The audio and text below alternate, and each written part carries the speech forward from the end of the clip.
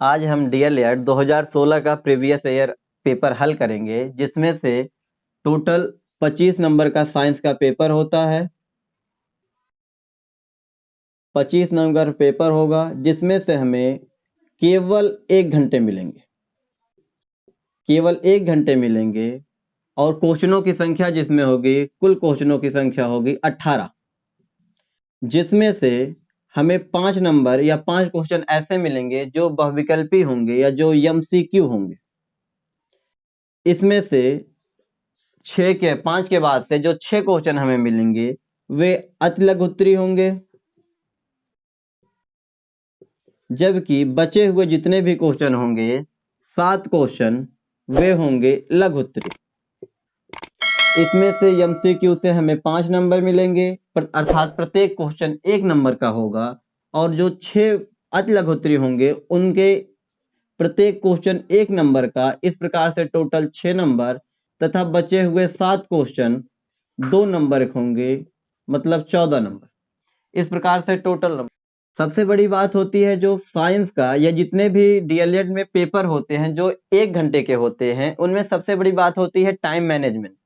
ये सबसे इंपॉर्टेंट होता है। यदि हम हर चीजों को अच्छे तरीके से नहीं करेंगे तो दिक्कत होती है टाइम मैनेजमेंट करने में। हम पहले तो 5 क्वेश्चन बहुविकल्पी, इसमें ज्यादा टाइम नहीं लगता, चाहे जो करेगा। जो 6 क्वेश्चन होते हैं, इसे अगर हम 15 से 20 मिनट में कर लेते हैं तो बचे हुए जितने भी नंबर होते हैं जो हमें 50 शब्दों से ज्यादा में लिखना होता है वे बचते हैं लघु उत्तरीय। तो टाइम मैनेजमेंट के लिए हमें सबसे पहले जानना होगा बहुविकल्पी क्वेश्चन सब सही होने चाहिए, और दूसरा नंबर सही होना चाहिए अति लघु उत्तरीय। इस प्रकार से टोटल पास मार्किंग जो होती है वे होती है 12 नंबर। अर्थात आप अगर 25 नंबर से 12 नंबर लाते हैं तो आप उस सब्जेक्ट में पास होते हैं। देखा जाए तो अगर हमारे सभी बहुविकल्पी क्वेश्चन सही होते हैं, इसके बाद अति लघु उत्तरीय क्वेश्चन सही होते हैं, तो 6, 5, 11 नंबर मिल जाते हैं, और बचे हुए जितने भी क्वेश्चन होंगे वे होंगे 7। यदि उनमें हम सभी क्वेश्चनों को करते हैं तो हम अच्छा खासा स्कोर कर सकते हैं।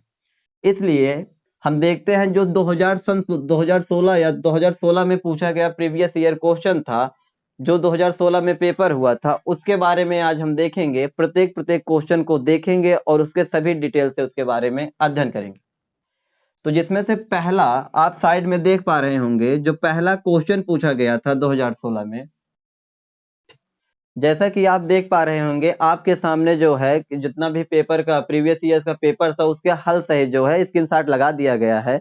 आगे देखिए, हम एक एक क्वेश्चन को पढ़ते चलेंगे और उसके बारे में डिटेल अध्ययन करेंगे, जिससे आपको हर क्वेश्चन का जितने भी एमसीक्यू दिए गए हैं उसके बारे में जानकारी मिल जाए, और जितने भी अति लघु उत्तरीय या लघु उत्तरीय प्रश्न दिए गए हैं उनके बारे में अच्छे से देख लें।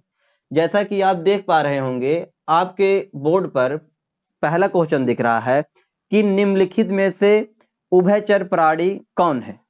इसमें से आपको 4 विकल्प दिख रहे होंगे, जिसमें से पहला है खरगोश, दूसरा आप देख पा रहे होंगे उसमें से एक गाय है, तीसरा आपको कछुआ दिख रहा होगा, और चौथा आप देख सकते हैं उसमें से जो दूसरा भी था वो है चूहा। तो सबसे पहले बहुविकल्पी क्वेश्चन से पहले शब्द यूज किया गया है कि उभयचर क्या है। यदि हम उभयचर के बारे में जान जा रहे हैं तो हमें क्वेश्चन हल करने में कोई भी दिक्कत नहीं होगी। तो उभयचर प्राणी वे होते हैं जो जल तथा स्थल दोनों पर अपने जीवन को जी सकते हैं या अपने आप को सरवाइव कर सकते हैं। जैसा आपने देखा होगा एक तालाब होता है, तालाब के पास जो नमी वाली भूमि होती है, कुछ जानवर ऐसे होते हैं जो तालाब में पाए जाते हैं लेकिन कुछ समय के लिए क्या होते हैं, स्थल भी आते हैं। ऐसे प्राणियों को क्या कहते हैं, उभयचर प्राणी। वे प्राणी जो अपना जीवन यापन करने के लिए जल में भी पाए जाते हैं और कहां पर पाए जाते हैं, स्थल में भी पाए जाते हैं। ऐसे प्राणियों को क्या कहते हैं, उभयचर प्राणी कहते हैं। इसमें आप खुद देख सकते हैं कि आप अगर नॉर्मल कोई बीटीसी नहीं या कोई साइंस नहीं पढ़ रहा होगा वो भी बता सकता है इसमें से दिए गए चारों ऑप्शन से कौन सा प्राणी है। जैसा कि आप देख पा रहे होंगे इसमें कछुआ दिया गया है। जो कछुआ होता है वो काफी समय तक या अधिकतर समय पानी में सरवाइव करता है, और कुछ समय जब पानी सूख जाता है तो कहां पर रहता है, स्थल भी पाया जाता है। इस प्रकार से इसका सही आंसर होगा कछुआ। यदि यहाँ पर मेढक दिया गया होता तो वह भी क्वेश्चन क्या होता, सही होता। हमें पता है कि खरगोश, गाय तथा जो चूहा होता है ये सब स्तनधारी के अंतर्गत आते हैं। ठीक है, अब स्तनधारी बात आएगी तो स्तनधारी वे होते हैं जो बच्चे को जन्म देते हैं तथा जो अपने बच्चे को दूध पिलाते हैं या जिनके अंदर दुग्ध ग्रंथियां पाई जाती है उन्हें क्या कहते हैं, स्तनधारी कहते हैं। आपके स्क्रीन पर जो दूसरा क्वेश्चन दिया जा रहा है आप देख सकते हैं कि उसमें से निम्नलिखित में से मछली के लिए अनुकूलन अंग नहीं है। अनुकूलन अंग नहीं है अर्थात वह कौन सा अंग है जो मछली के अंदर नहीं पाया जाता। जिसमें से पहला दिया गया है विकल्प कि धारा रेखित शरीर। आपको पता है जो मछली होती है उसका शरीर धारा रेखित होता है जिसके द्वारा वह तैरने में क्या होती है, सक्षम होती है। दूसरा दिया गया है पंख दिया गया है, जो उसके बगल पंख होते हैं वह जल को हटाते हुए अपने लिए रास्ता बनाते हुए आगे जाती है। तीसरा होता है गलफड़े। सबको पता है जो मछली होती है वह श्वसन की प्रक्रिया किसके द्वारा करती है, गलफड़े के द्वारा। और लास्ट है नंबर डी फेफड़ा, जो कि इसमें से मछली के लिए अनुकूलित अंग नहीं है। तो हमारा क्वेश्चन सही हो जाएगा कि मछली के लिए अनुकूलित अंग नहीं है फेफड़ा। तीसरा क्वेश्चन आप देख पा रहे होंगे कि निम्नलिखित में से यौगिक कौन है। निम्नलिखित में से यौगिक, अब सबसे पहले बात आ गई कि यौगिक किसे कहते हैं। यौगिक जब दो धातुएं या जब दो पदार्थ एक निश्चित अनुपात में मिलाकर एक नए पदार्थ का निर्माण किया जाता है तो वह बना हुआ नया पदार्थ क्या कहलाता है, यौगिक कहलाता है। अर्थात जब हम किन्हीं दो चीजों को निश्चित अनुपात में मिलाते हैं तो नया बना हुआ पदार्थ क्या कहलाता है, यौगिक। जबकि इसी का ठीक उल्टा मिश्रण होता है। जब हम किन्हीं चीजों को बिना अनुपात के या अनिश्चित अनुपात के मिलाते हैं तो उससे नया बना हुआ पदार्थ क्या कहलाता है, मिश्रण। तो दिए गए पदार्थ दिए गए क्वेश्चन में निम्नलिखित में से यौगिक है। तो क्वेश्चन दिया गया है जल, सोना, इसके बाद है पीतल तथा चांदी। पीतल तथा चांदी। तो जल जो होता है इसका रासायनिक फार्मूला होता है H2O। सोने को Au से प्रदर्शित करते हैं ठीक इसी प्रकार से। अर्थात जब हम जल देखते हैं तो जल में एक हाइड्रोजन प्लस दूसरी धातु क्या होती है, ऑक्सीजन होती है। इस प्रकार से किसका निर्माण होता है, H2O का निर्माण होता है। अर्थात हमारा क्वेश्चन सही हो जाएगा जल। दिए गए बहुकल्पी क्वेश्चन में जो जल है वह एक प्रकार का क्या है, यौगिक। लास्ट क्वेश्चन चौथे नंबर का, इसमें है निम्नलिखित में से कौन सी विधि घुलनशील ठोस पदार्थों को द्रव से पृथक किया जाता है। अर्थात हम जब दो पदार्थों को आपस में घोलें यदि उसमें से हमें ठोस पदार्थ को द्रव से अलग करना है तो उसके लिए कौन सी प्रक्रिया को हम अपनाएंगे। दिया गया जो है विकल्प है निथारना। ठीक है, इसका मतलब होता है जो दिया गया पदार्थ है, निथारने की प्रक्रिया वह प्रक्रिया होती है जिनमें रखे गए द्रव को हम कुछ समय तक स्थिर कर देते हैं जिससे द्रव में जो अशुद्धियां होती हैं वह नीचे बैठ जाती हैं। यह प्रक्रिया प्रायः द्रव को द्रव से अलग करने के लिए किया जाता है। दूसरा है वाष्पीकरण। दूसरा बहुकल्पी क्वेश्चन में जो विकल्प दिया गया है वह है वाष्पीकरण। अर्थात वह प्रक्रिया जिसमें कोई द्रव वाष्प के रूप में बहकर ऊपर उड़ जाता है वह प्रक्रिया वाष्पीकरण कहलाती है। इसके द्वारा हमारा क्वेश्चन दिया गया था ठोस द्रव को। इस प्रक्रिया में यदि हम द्रव का वाष्पीकरण कहलाते हैं तो बचा हुआ पदार्थ जो ठोस होता है वह द्रव से अलग हो जाता है। इस प्रकार से सही आंसर हो जाएगा वाष्पीकरण। तीसरा क्वेश्चन है किसी वस्तु के तल का क्षेत्रफल होता है। किसी वस्तु के तल का क्षेत्रफल होता है, पहला है घन मीटर। हमें पता होना चाहिए जो घन मीटर होता है मात्रक, यह आयतन का मात्रक होता है। दूसरा जो विकल्प दिया गया है मीटर, हमें पता है जितने भी लंबाई का मान होता है या लंबाई का मात्रक क्या होता है, मीटर होता है। दिया गया विकल्प तीसरा वर्ग मीटर। अर्थात किसी भी तल का जो क्षेत्रफल होता है वह वर्ग मीटर होता है। लास्ट सबको दिया गया है किलोमीटर, सब बाइक चलाते हैं, सबको पता है कि जो किलोमीटर होता है वह किसका मात्रक होता है, लंबाई का या दूरी का मात्रक होता है। इस प्रकार से हमारे 5 बहुकल्पी क्वेश्चन क्या होते हैं, कंप्लीट होते हैं, जिनमें से हमारा टोटल स्कोर होता है 5 नंबर। अब जितने भी 25 नंबर के क्वेश्चन में 5 नंबर कंप्लीट, टोटल बचे हुए क्वेश्चन की संख्या जितनी बची हुई है उसमें जितने भी मार्क मिलेंगे वो कितने मिलेंगे हमें, 20। अब टोटल प्रश्न हमें 20 नंबर में कंप्लीट करने हैं। इसमें अति लघु उत्तरी तथा अब बारी आती है क्वेश्चन नंबर 6 से, जो होंगे अति लघु उत्तरी। अर्थात इन प्रश्नों का क्वेश्चन हम 50 शब्दों से कम में देंगे। जैसा कि हमने देखा, हमने 5 क्वेश्चन बहुविकल्पी का देखा, उसमें हमें थोड़ा समय लग गया, लेकिन हम सोच रहे हैं कि हमने अभी आपका सिलेबस नहीं, पहले आपने थ्योरी पढ़ी नहीं हुई है, इसलिए जितने भी प्रीवियस ईयर के क्वेश्चन होंगे उन्हें पूरा डिटेल से पढ़ेंगे, जिससे हर विकल्प के बारे में आपको अच्छी जानकारी मिल जाए और आपका जो पेपर हो वह अच्छे तरीके से हो। क्योंकि दिए गए क्वेश्चन है, यदि हम चारों विकल्प के बारे में अच्छे से पढ़ लेते हैं, यदि बोर्ड या पीएनपी के द्वारा जो प्रश्न बनाए जा रहे हैं वे अगर विकल्प को चेंज करके या भाषा चेंज करके विकल्प को सेम रखते हैं, तो भी हम क्या होंगे, उन प्रश्नों को सही कर लेंगे।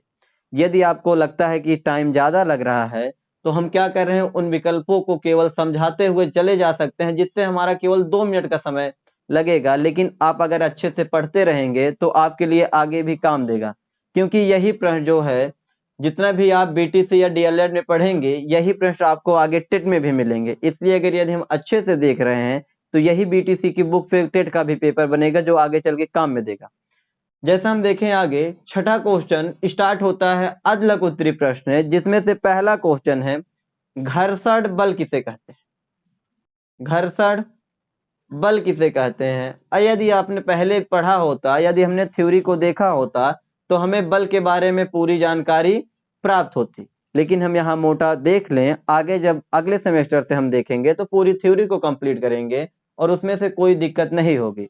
तो जैसा कि सबसे पहले हम थोड़ा सा देख लें बल किसे कहते हैं, तो बल की परिभाषा होगी, बल वह बाह्य कारक है जो किसी भी वस्तु को एक स्थिति से दूसरी स्थिति में लाने के लिए कार्य में लिया जाता है, वह क्या कहलाता है, बल। अब बल कई प्रकार के होते हैं, जिसमें से एक बल होता है घर्षण बल। अब घर्षण बल क्या होगा, 1 नंबर में लिखना है, अर्थात बहुत ही छोटी क्वेश्चन को बहुत ही कम शब्दों में लिखकर अच्छे तरीके से इसको हम समझ सकते हैं। हमें पता होता है कि कोई भी चीज, यदि पहले हम परिभाषा देख लें, घर्षण बल या बल का वह प्रकार होता है जिसमें किन्हीं दो वस्तुओं को, ठीक है, किन्हीं दो वस्तुओं को जब हम आपस में रगड़ के चलते हैं, तो दोनों वस्तुओं से एक दूसरे के विपरीत दिशा में एक बल लगाया जाता है, जो एक दूसरे की गति को क्या करती हैं, धीमी करती हैं। इसे क्या कहते हैं, घर्षण बल कहते हैं। या दूसरी परिभाषा देख रहे हैं, जब किसी वस्तु को हम समतल पर लुढ़काते या ढुकलाते हैं, अर्थात किसी भी चीज को हम फर्श पर ढकेलते हैं, सरकाते हैं, लुढ़काते हैं, तो उस चीज को ढकेलने या लुढ़काने में या उसे लुढ़कने न देने में जो बल कार्य करता है, उसे क्या कहते हैं, घर्षण बल कहते हैं। घर्षण बल के कारण ही हम क्या होते हैं, सभी रास्तों पर चलते हैं। यही कारण होता है जो गाड़ियां आती हैं उनके टायरों में क्या देखने को मिलता है, छोटे छोटे कट दिखाई देते हैं, जो घर्षण बल को क्या करते हैं, देते हैं, जिसके कारण हम रोडों पर अच्छे तरीके से बाइक को चला सकते हैं, उसे कहते हैं घर्षण बल। इसके बाद हमारा छठा क्वेश्चन आ जाता है कि पेड़ पौधों में लैंगिक जनन की विधियों का वर्णन कीजिए। 7वां क्वेश्चन है, लैंगिक जनन के प्रकार बताइए।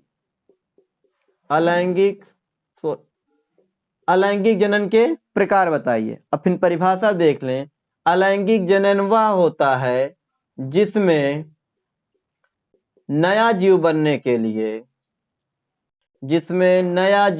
के लिए एक जनक की आवश्यकता होती है, इस प्रकार के जनन को हम लैंगिक जनन कहते हैं। अर्थात जनन का वह प्रकार जिसमें एक नया जीव बनने के लिए हमें केवल एक जनक की आवश्यकता होती है, उसे हम लैंगिक जनन कहते हैं। जबकि यदि अगर हम देखें कि लैंगिक जनन किसे कहते हैं, तो लैंगिक जनन वह होता है जिसमें नया जीव बनने के लिए दो जनक की आवश्यकता होती है। अर्थात एक नर तथा एक मादा की जिसमें आवश्यकता होती है, उसे हम लैंगिक जनन कहते हैं।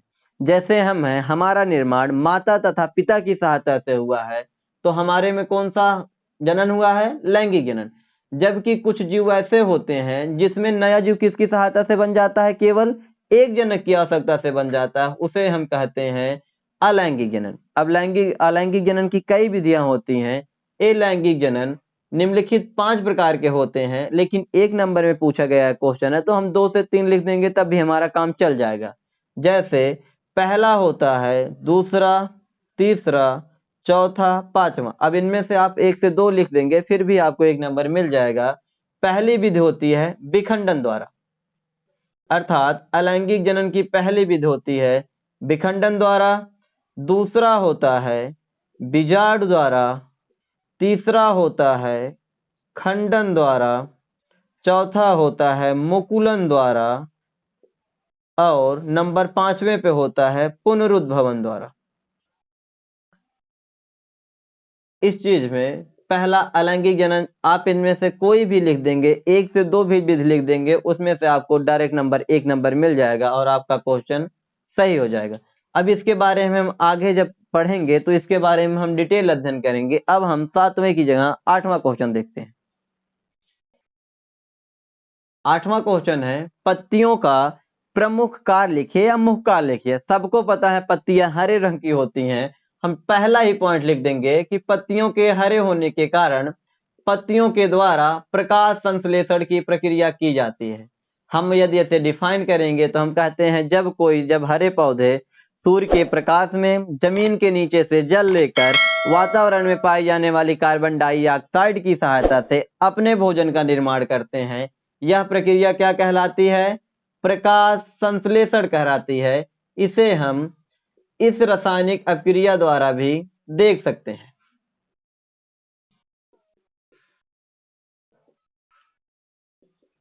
जैसा कि आपको दिख रहा होगा, यदि आप केवल यह रासायनिक अपक्रिया भी लिख देंगे तो भी आपका क्वेश्चन सही होगा। नहीं तो आप लिख दें कि हरी पत्तियों के द्वारा या पत्तियों का मुख्य कार्य होता है प्रकाश संश्लेषण की प्रक्रिया करना। जबकि दूसरा लिख सकते हैं कि जो पत्तियां होती हैं या पौधों के लिए श्वसन करने में मददगार होती हैं, जिसके द्वारा पौधे श्वसन की प्रक्रिया करते हैं, उसे क्या कहते हैं? पत्तियों का प्रमुख कार्य होता है। इसके बाद 9वां क्वेश्चन है ऊर्ध्वपातन किसे कहते हैं? ऊर्ध्वपातन 1 नंबर में क्वेश्चन। जब हम पढ़ेंगे पदार्थ की अवस्थाओं में या पदार्थ की अवस्थाओं का परिवर्तन, उसमें गलनांक, क्वथनांक, ऊर्ध्वपातन, हिमांक आज शब्द आते हैं। उनमें से एक चीज होती है ऊर्ध्वपातन।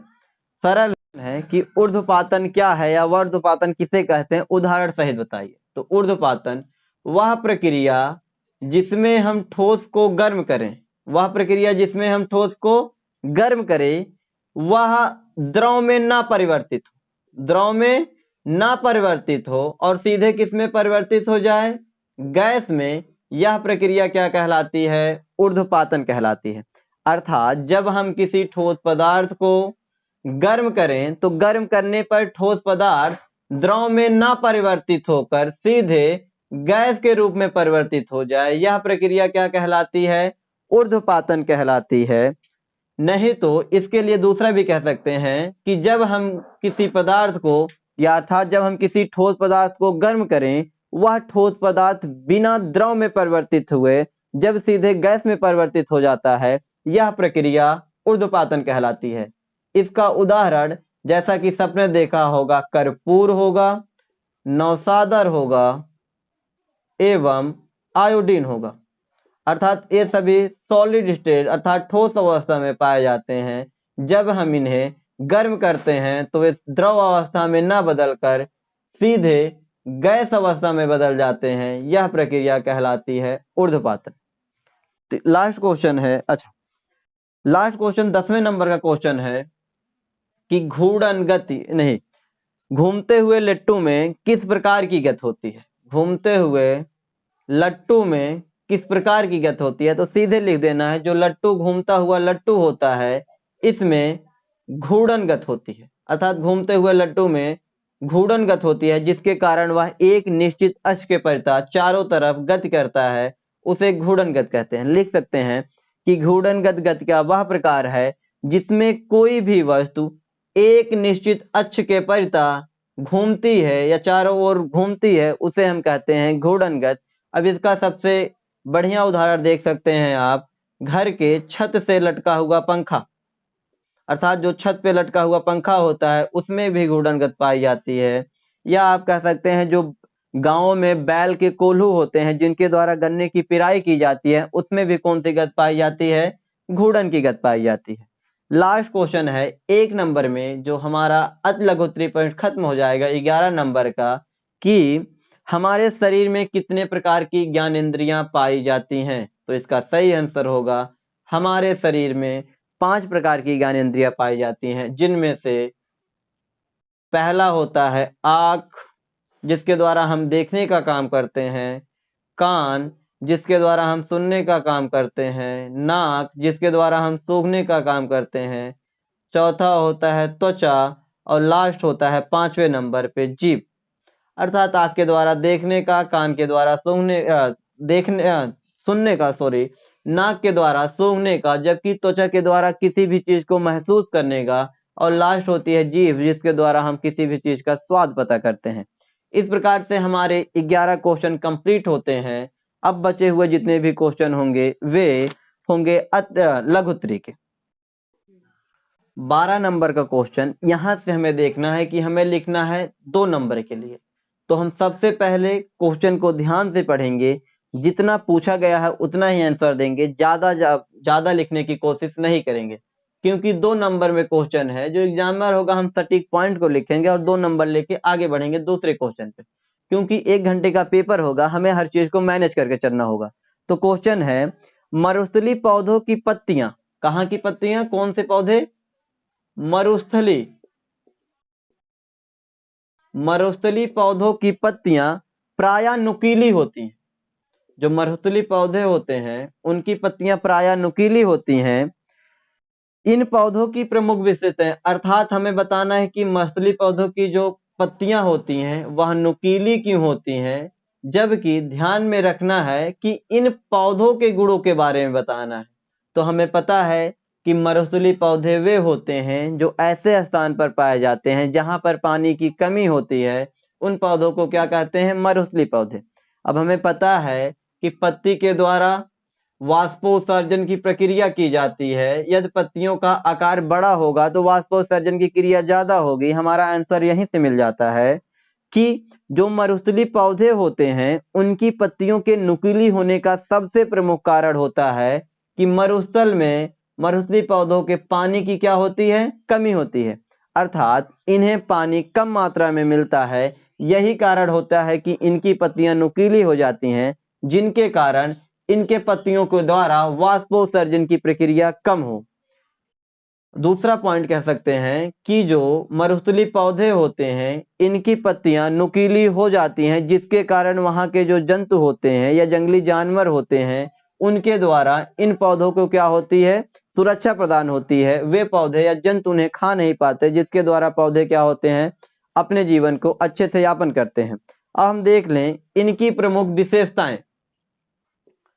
अब हमें पहला ही पता चल गया कि यदि उनकी पत्तियां नुकीली हो जाती हैं तो शिकारी लोगों से या शिकारी जंतुओं से इन पौधों को क्या होती है, सुरक्षा प्रदान होती है। प्रमुख कारण होता है जो मरुस्थली पौधे होते हैं इनकी पत्तियां नुकीली होती हैं, जिसके कारण वे सभी शिकारी जंतुओं से बच सकते हैं। दूसरा पॉइंट लिख सकते हैं, जो मरुस्थली पौधे होते हैं इनकी जड़ें बहुत गहरी होती हैं, बहुत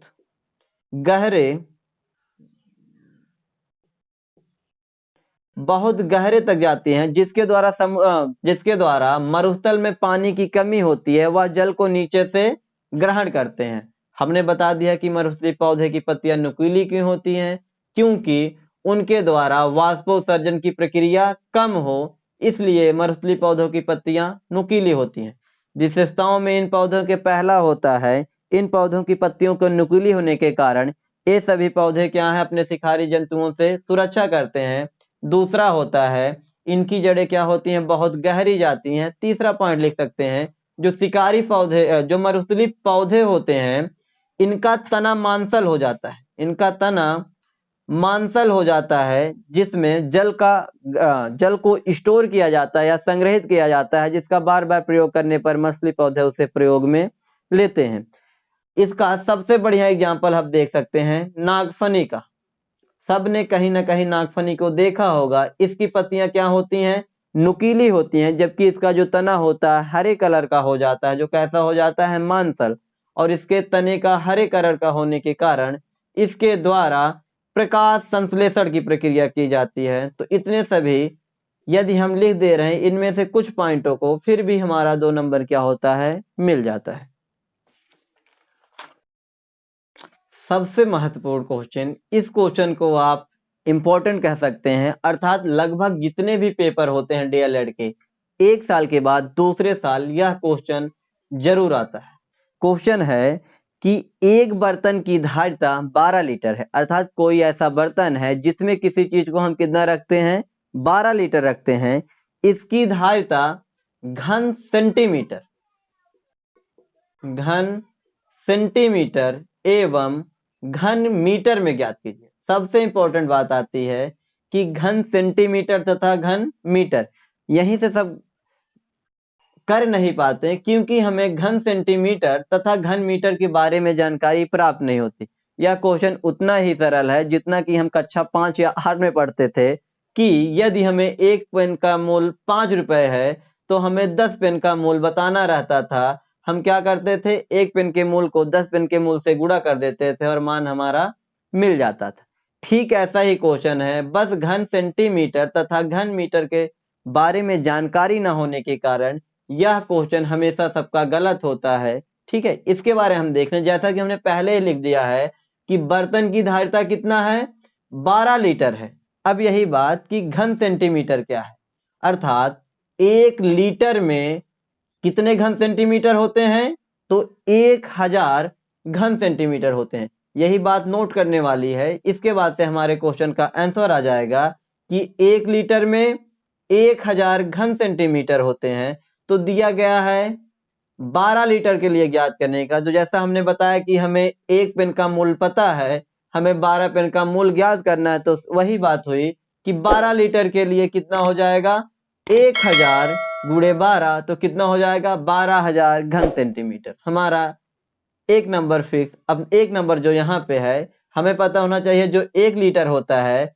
इसको यदि हम घन मीटर में देखते हैं तो इसका मान आता है 0.001 घन मीटर, अर्थात 1 लीटर में 0.001 घन मीटर आता है। वही बात यहाँ भी होगी, एक पेन का मूल्य पता है, 10 पेन का मूल्य ज्ञात करना है, तो 12 लीटर के लिए 0.001 गुणे 12, इस प्रकार से जब आप इसका गुणा करेंगे तो इसका आंसर आ जाएगा 0.012 घन मीटर।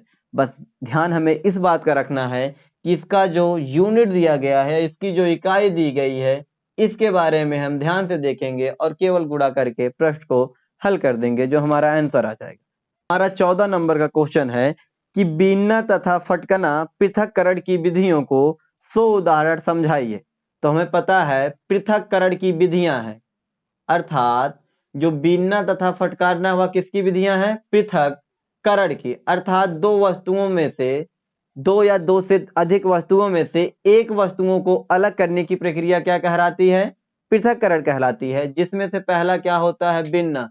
अब सभी ने बहुत देखा होगा कि घर के सदस्य या घर के जो मम्मी होती हैं वे क्या कहती हैं, चावल होता सॉरी वो आटा हो जो कि रोका, हम देखते हैं कि घर की जो मम्मियां होती हैं या हमारी जो माता जी होती हैं वे क्या करती हैं, जी गेहूं होता है और जो चावल होता है उनमें से छोटे छोटे क्या पड़े होते हैं, कंकड़ पड़े होते हैं, उन्हें हाथों की सहायता से क्या करती हैं, अलग करती हैं। बस यही बात क्या हो गई, बीनना। लेकिन यदि हम इसे विज्ञान की भाषा में लिखेंगे तो हम लिखेंगे कि आवश्यक पदार्थों में से, कहां से, आवश्यक पदार्थों से अनावश्यक पदार्थों को, आवश्यक पदार्थों से अनावश्यक पदार्थों को हाथों की सहायता से अलग करने की प्रक्रिया क्या कहलाती है? भिन्न। सबको पता है कि अनावश्यक, जैसे कि गेहूं और कंकड़ का यदि मिश्रण बना हुआ है, यदि उसमें से गेहूं हमारे लिए क्या होता है? आवश्यक होता है, जबकि उसमें मिला हुआ कंकड़ अनावश्यक होता है। तो आवश्यक पदार्थों से अनावश्यक पदार्थों को हाथों की सहायता से निकालने की प्रक्रिया क्या कहलाती है? भिन्न कहलाती। अब उसका उसी तरह है फटकना या फटकारना, अर्थात घरों में हमने देखा होगा, यदि जो है अधिकतर गांवों में देखा जाता है कि सूप की सहायता से, ठीक है, जब अनाज को जो है थ्रेसिंग कर ली जाती है, तो अनाज से क्या होता है? सूप की सहायता से हल्के पदार्थों को, ठीक है, फटकारना विधि द्वारा या फटकना विधि द्वारा अलग किया जाता है। यह प्रक्रिया क्या कहलाती है? फटकना। या साइंस वाली भाषा में हमें परिभाषा कैसे लिखनी होगी कि भारी पदार्थों को या भारी पदार्थों से हल्के पदार्थों को, भारी पदार्थों से हल्के पदार्थों को अलग करने की प्रक्रिया क्या कहलाती है? फटकना कहलाती है। अब इसका एग्जाम्पल आप देख सकते हैं कि सूप की सहायता से चावल, या दूसरा लिख सकते हैं गेहूं, सूप की सहायता से चावल से भूसी को अलग करना, यही प्रक्रिया गेहूं से भूसी को अलग करना, यह प्रक्रिया क्या कहलाती है? फटकना कहलाती है। हमारा 5वां क्वेश्चन है, जो कि थोड़ा सा बड़ा होगा, यदि आप लिखेंगे तो ये जो लड़का विज्ञान वर्ग से पढ़ा होगा उसके लिए थोड़ा आसान होगा, क्योंकि वह इससे पहले इसके बारे में अध्ययन कर चुका होगा। क्वेश्चन है, बीज की संरचना का सचित्र वर्णन कीजिए, मूलांकुर तथा प्रांकुर से क्या बनता है बताइए। तो पहला कि बीज की संरचना, जैसा कि हमने रफली फिगर बना दिया है, यह क्या होती है? बीज की संरचना होती है, जिसमें से एक संरचना होती है प्रांकुर, दूसरी संरचना होती है मूलांकुर, और दोनों तरफ पाई जाने वाली संरचना क्या होती है? बीजपत्र होती है। हम कह सकते हैं, सबसे पहले हम बीज के बारे में या बीज की परिभाषा कह दें कि जो साइंस वर्ग का लड़का होगा वह कहेगा कि बीजांड की सहायता से, या बीजांड जो है आगे चलकर बीज के रूप में परिवर्तित हो जाता है, जिसके द्वारा नए पौधे का निर्माण होता है, वह क्या कहलाती है? बीज। जबकि हम देखें, हम सरल भाषा में कहेंगे कि पौधे का वह भाग जिसके द्वारा नए पौधे का निर्माण होता है, जिसके द्वारा नए पौधे का निर्माण होता है, उसे हम क्या कहते हैं? सीड कहते हैं। अर्थात सीड वह संरचना होती है जिसके द्वारा नए पौधे का निर्माण होता है, इसे हम प्रजनन की इकाई भी कहते हैं। सीड को हम प्रजनन की इकाई, या दूसरी भाषा में कह सकते हैं सीड वह संरचना होती है जो प्रजनन की विधि में क्या होती है? सहायक होती है, तथा जिसके द्वारा नए पौधे का निर्माण होता है। कभी कभी बहुविकल्पी क्वेश्चन में पूछा जाता है कि नन्हा पौधा, जो पौधे का नन्हा रूप होता है, वह किसके अंदर समाहित होता है? अर्थात यदि कोई पौधा नन्हा है तो सबसे पहले वह किससे अंकुरित होता है? तो वह किससे अंकुरित होता है? बीज से। अर्थात बीज जो होता है उसके अंदर इतनी क्षमता होती है कि वह नन्हे पौधे को क्या कर देता है? जन्म दे देता है। तो हम कह सकते हैं फल के अंदर बीज सुरक्षित होता है, जिसके अंदर इतनी शक्ति होती है कि वह नए पौधे को जन्म देता है जब उसे उचित वातावरण मिलता है, जैसे पानी, धूप, हवा आदि से जितनी भी चीज है, यदि उसे अधिक सुनिश्चित मात्रा में मिलती हैं, तो एक बीज के द्वारा क्या होता है? फल का एक बीज के द्वारा नए पौधे का निर्माण हो जाता है, जैसा कि पीडीएफ में है, आप देख सकते हैं। और यदि आपको ये सभी चीजें हैंड राइटिंग नोट्स में चाहिए तो आप नीचे जो है टेलीग्राम चैनल का लिंक है, उसे वहां से जाके इन सभी चीजों को ले सकते हैं।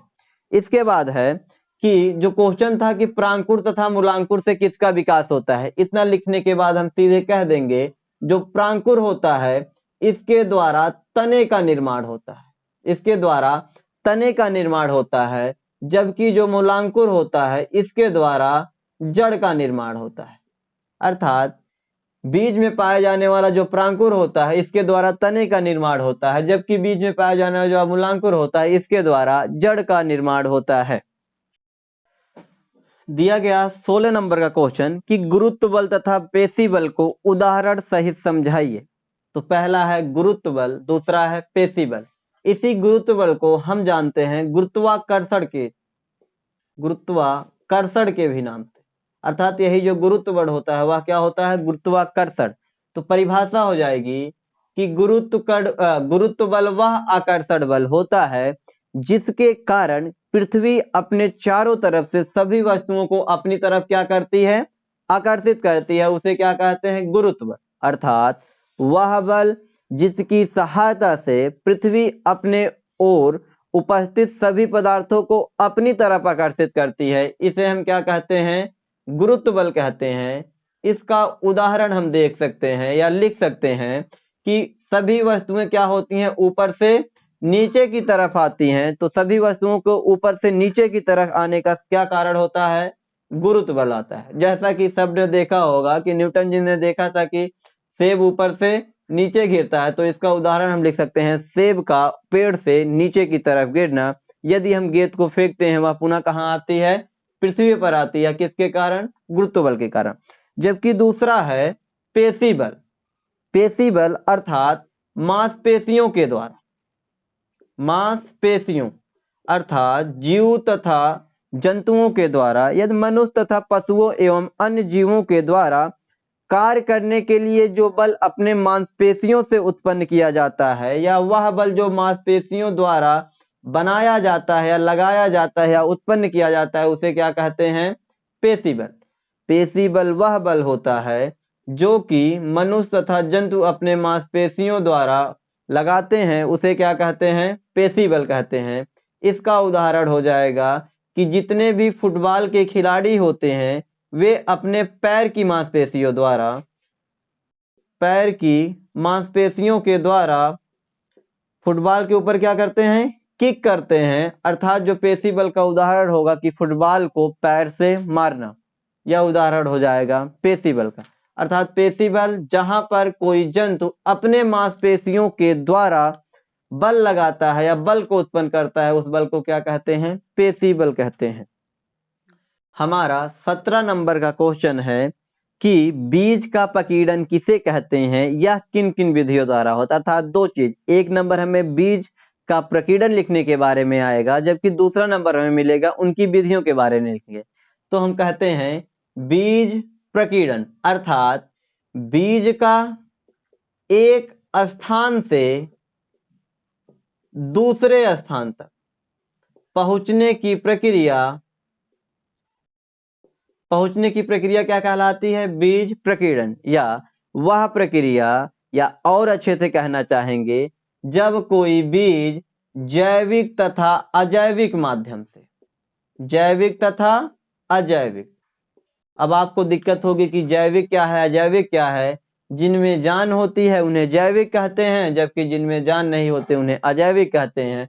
या जितने सजीव होते हैं वे सभी जैविक होते हैं, और जितने भी निर्जीव होते हैं वे सभी क्या होते हैं, अजैविक होते हैं। अर्थात जब जैविक तथा अजैविक माध्यम से बीज एक स्थान से दूसरे स्थान तक पहुंचता है, यह प्रक्रिया क्या कहलाती है, बीज प्रकीर्णन कहलाती है। अब बीज प्रकीर्णन की विधियां होती हैं, जिनमें से मुख्यतः 2 से 3 या 4 विधियों के बारे में हम पढ़ते हैं।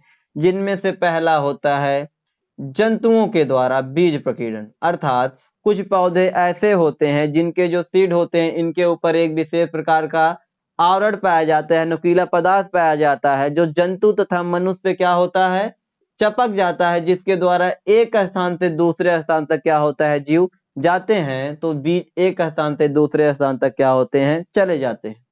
दूसरा होता है हवा द्वारा। जैसा कि सब जानते हैं कि हवा इतनी तेज होने के कारण हवा द्वारा सीड एक स्थान से दूसरे स्थान तक जाते हैं। इसका अध्ययन हम किसमें करते हैं, हवा के द्वारा बीज प्रकीर्णन में। तीसरा होता है जल द्वारा। अर्थात कुछ पौधे ऐसे होते हैं जिसमें आप जान सकते हैं कि केरल में सबसे ज्यादा पाए जाने वाले जो पौधे होते हैं नारियल, या नारियल जो होता है उसका बीज प्रकीर्णन किसके द्वारा होता है, जल द्वारा, और लास्ट होता है कीटों के द्वारा कीट प्रकीर्णन, अर्थात कीट पतंगों के द्वारा बीज का एक स्थान से दूसरे स्थान तक जाने की प्रक्रिया क्या कहलाती है? कीट के द्वारा प्रकीर्णन कहलाती है। हमारा इस 2016 प्रीवियस ईयर पेपर का लास्ट क्वेश्चन 18 नंबर का, जो कि साइंस वर्ग के लिए तो सबसे सरल था, लेकिन जो आर्ट ग्रुप के रहेंगे उनके लिए, लेकिन हम ऐसे बताएंगे कि सबको समझ में आ जाए। तो क्वेश्चन है कि पुष्प के कितने भाग होते हैं, उनके भागों का चित्र बनाकर एक कार्य संक्षेप में बताइए। अर्थात जितने भी पुष्प हैं इनका चित्र बनाना है तथा उसके जो अंग हैं उनके बारे में बता के एक का कार्य संक्षेप में बता के 2 नंबर ले लेना है। तो जैसा कि आप देख पा रहे हैं, जो चित्र बना हुआ है एक पुष्प का दिया गया है। तो दूसरे क्वेश्चन पे आते हैं, पुष्प का कितने भाग, पुष्प का चित्र बन चुका है, और जिसमें हम आ जाते हैं इसके प्रमुख भाग पे। तो पुष्प के निम्नलिखित 4 चक्र होते हैं या 4 भाग होते हैं, 4 चक्र होते हैं या 4 भाग होते हैं, जिनमें से पहला होता है बाह्य दल, दूसरा होता है दल पुंज, तीसरा होता है पुंकेसर, और चौथा होता है जायांग। अर्थात पुष्प के 4 चक्र होते हैं या पुष्प के 4 भाग होते हैं, पहला बाह्य दल, दूसरा दल पुंज, तीसरा पुंकेसर, चौथा जायांग। हम इसके एक एक गुण के बारे में देख लेंगे, चारों के बारे में, जबकि इसमें कहा गया है एक कार्य के संक्षेप के बारे में वर्णन कीजिए। जैसा हम देखते हैं, पहला दलपुंज। तो दलपुंज का पहला पॉइंट हो जाता है कि यह हरे रंग का होता है। अब दूसरा या पहला हम एक पॉइंट सब कॉमन लिखने के लिए कह सकते हैं कि जो बाह्य दलपुंज होता है यह पुष्प का प्रथम चक्र होता है, पुष्प का प्रथम चक्र होता है या पुष्प का प्रथम भाग होता है। दूसरा हम कह सकते हैं यह हरे रंग का होता है। अब हमें पता है यदि यह हरे रंग का होगा तो इसके द्वारा प्रकाश संश्लेषण की प्रक्रिया की जाएगी, जिसके द्वारा भोजन का निर्माण किया जाएगा। और चौथा होता है जब पुष्प कलिका अवस्था में होता है, अर्थात जिसे हम कोढ़ी कहते हैं, जब पुष्प कलिका अवस्था में होता है तो वह पुष्प की क्या करता है, सुरक्षा प्रदान करता है। और पांचवा, जो कि आप लोगों के लिए थोड़ा जरूरी नहीं है, इसे कह सकते हैं कि बाह्य दल की इकाई को हम सेपल कहते हैं, बाह्य दल की इकाई को सेपल कहते हैं। अब दूसरे नंबर पे देख लेते हैं हम दलपुंज। तो दलपुंज में जैसा यहाँ हमने लिखा कि यह पुष्प का प्रथम चक्र होता है, इसके लिए हम कह सकते हैं यह पुष्प का द्वितीय चक्र होता है, यह पुष्प का द्वितीय चक्र होता है। दूसरा पॉइंट कह सकते हैं जो दलपुंज होता है ये हरे रंग का होता है, बाह्य दलपुंज, जबकि यहाँ पर दलपुंज किसके रंग का होता है, रंगीन कलर का। अर्थात जितने भी हम पुष्प देखते हैं, कोई लाल रंग का, कोई गुलाबी रंग का, कोई सफेद रंग का, तो उसका सबसे मुख्य कारण होता है दलपुंज। अर्थात दलपुंज ही बताता है कि पुष्प का रंग कैसा है। तीसरा, इसके रंगीन होने के कारण इसके द्वारा कीट पतंगे आकर्षित होते हैं और पर परागण की प्रक्रिया इसी के द्वारा क्या होती है, अच्छे तरीके से करवाई जाती है। पर परागण अर्थात पूछा जाए, कोई क्वेश्चन करे कि पुष्प का वह कौन सा भाग है जिसके द्वारा पर परागण की प्रक्रिया में सबसे ज्यादा महत्वपूर्ण भूमिका निभाई जाती है, तो वह कौन होता है, दलपुंज होता है। इसके बाद चौथा कह सकते हैं जो इसकी यूनिट होती है, यहाँ पर बाह्य दल की यूनिट को सेपल कहते हैं, जबकि इसकी यूनिट को क्या कहते हैं, पेटल कहते हैं। अब चौथा आ जाता है पुंकेसर। यहाँ देख लें हम पुंकेसर, जैसा हमने लिखा कि पुंकेसर, यहां तक दिखा दूसरा चक्र, पुंकेसर पुष्प का तृतीय चक्र होता है, पुंकेसर पुष्प का तृतीय चक्र होता है। दूसरा कह सकते हैं पुंकेसर जो होता है यह पुष्प का नर भाग होता है, अर्थात पौधे में यदि नर भाग पूछा जाता है तो वह कौन सा होता है, पुंकेसर होता है। यह 3 संरचनाओं से मिलकर बना होता है, जिसमें से पहला होता है परागकोश, जिसके अंदर परागकण पाए जाते हैं उन्हें परागकोश कहते हैं। दूसरा होता है संयोजक, जो परागकोश के 2 लोबों को जोड़ने का काम करता है, उसे संयोजक कहते हैं। और तीसरा होता है पुतंत्र, अर्थात वह धागे नुमा संरचना, जैसा कि आप देख पा रहे होंगे यह संरचना यह संरचना परागकोश कहलाती है, जबकि इसके बीच में पाए जाने वाली दो लोबों को जोड़ने वाली संरचना संयोजक तथा आप देख पा रहे होंगे यह पतली धागे नुमा संरचना जो ओवरी से या पुष्पासन से या बाह्य दलपुंज से पराग या पूरे पुंकेसर को जोड़ती है उसे क्या कहते हैं, हम पुतंतु कहते हैं। इसका 4 पॉइंट या चौथा पॉइंट हम कह सकते हैं, जिस प्रकार से इनकी यूनिट थी उसी प्रकार से पुंकेसर की यूनिट को हम क्या कहते हैं, स्टामेन कहते हैं। अब लास्ट जो भाग बच चुका है इसे हम जायांग के नाम से जानते हैं। इसके बारे में हम यहाँ देख लें। जायांग के बारे में पहला पॉइंट अब तक आपको समझ में आ गया होगा। जो पहला पॉइंट लिखेंगे यहाँ तक तीसरा चक्र, जायांग जो होता है किसी पुष्प का चतुर्थ चक्र होता है या चौथा भाग होता है। अब हमें पता है यह पुंकेसर जो है नर भाग होता है, जबकि जो जायांग होता है किसी भी पुष्प का मादा भाग होता है, किसी भी पुष्प का मादा भाग होता है। ठीक जिस प्रकार से पुंकेसर के 3 चक्र होते हैं, पराग को संयोजक पुतंतु, ठीक उसी प्रकार से जायांग के भी 3 भाग होते हैं। पहला होता है वर्तिकाग्र, दूसरा होता है वर्तिका, जबकि तीसरा होता है अंडाशय। जैसा कि हम देख सकते हैं जहां पर परागण के समय परागकण आकर एकत्र होते हैं उसे कहते हैं वर्तिकाग्र। वर्तिकाग्र से फूली हुई संरचना अंडाशय के बीच के पाइप नुमा संरचना कहलाती है वर्तिका, जबकि सबसे नीचे पाई जाने वाली गोलाकार या फूली हुई संरचना क्या कहलाती है, अंडाशय। यह जो अंडाशय होता है, अंडाशय के द्वारा ही फल का निर्माण किया जाता है। यदि आपसे कभी क्वेश्चन पूछा जाए कि फल का निर्माण किसके द्वारा होता है, तो फल का निर्माण हमेशा किसके द्वारा होता है, अंडाशय के द्वारा। अर्थात अंडाशय ही परिवर्तित होकर फल का रूप धारण कर लेता है। जैसा कि हमने देख लिया लास्ट पॉइंट बची है, 4 पॉइंट में हम कह सकते हैं जिस प्रकार से सबकी यूनिट थी उसी प्रकार से जायांग की यूनिट को हम या तो स्त्री केसर या स्त्री केसर, देख लीजिए हिंदी में स्त्री केसर, या अंग्रेजी में हम इसे पिस्टिल या कार्पेल कहते हैं।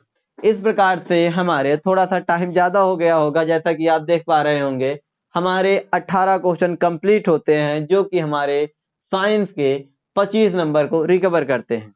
इस प्रकार से थोड़ा सा टाइम ज्यादा लग गया होगा, लेकिन पूरी तरह से एक्सप्लेन करने की कोशिश की गई। जैसा होगा आप अपना फीडबैक बताइएगा। क्या आप इसी प्रकार से सभी प्रीवियस ईयर के क्वेश्चन पेपर हल करना चाहते हैं या हल करा हुआ पाना चाहते हैं, तो आप कमेंट में बताइएगा। जय हिंद।